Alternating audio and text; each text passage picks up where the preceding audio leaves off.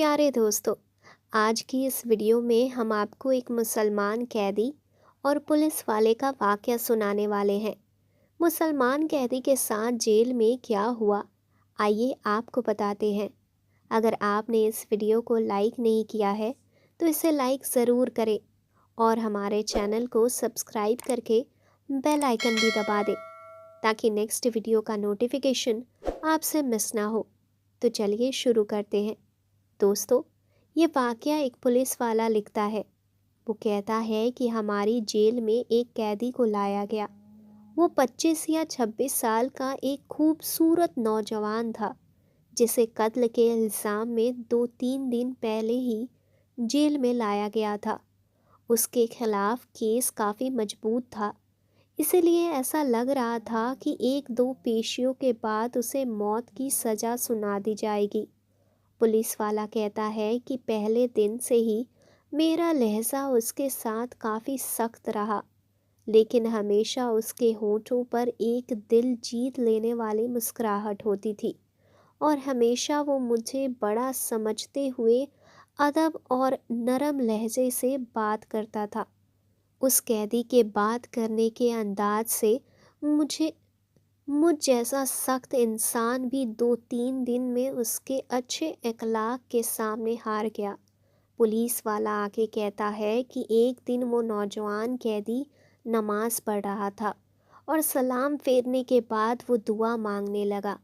मैं उसे देखते ही रह गया क्योंकि वो इस तरह से दुआ मांग रहा था कि ऐसा लग रहा था कि जैसे वो जिससे दुआ मांग रहा है वो उसके बिल्कुल सामने हो।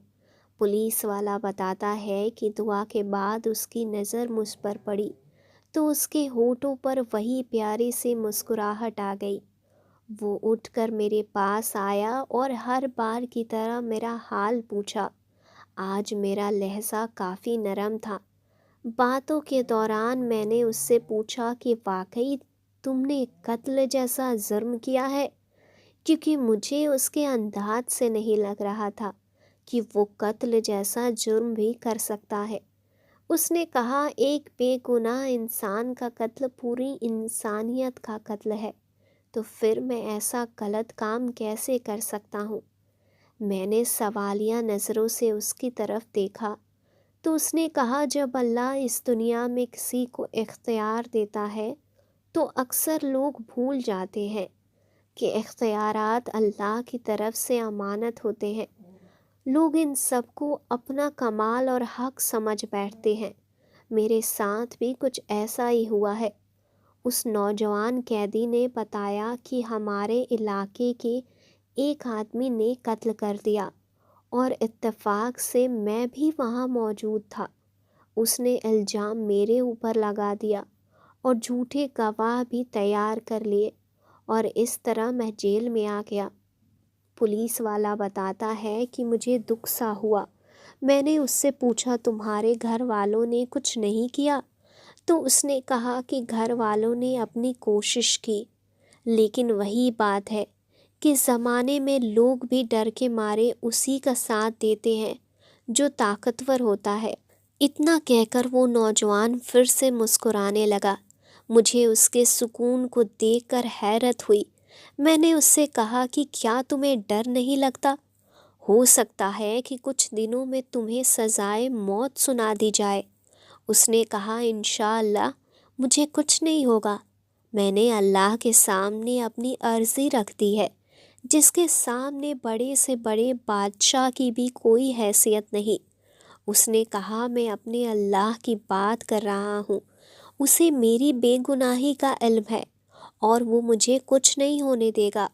उस नौजवान के हर लफ्ज़ से मोहब्बत टपक रही थी। मैंने उससे कहा कि क्या तुम्हें यकीन है कि दुआ से काम हो जाएगा?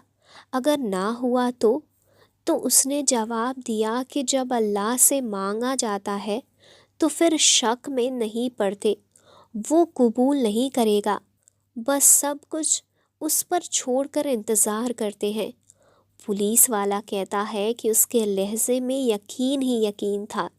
मैं बस उसके चेहरे को देखता रह गया कि इससे पहले अल्लाह पर इतना यकीन शायद ही किसी ने देखा हो। 3 दिन اور گزر گئے۔ اسی دوران اس کے گھر والے اس سے ملنے آئے۔ وہ اپنی ماں باپ کا اکلوتا بیٹا تھا۔ ماں کا تو رو رو کر برا حال تھا، لیکن اس کے سکون میں کوئی کمی نہیں آئی تھی۔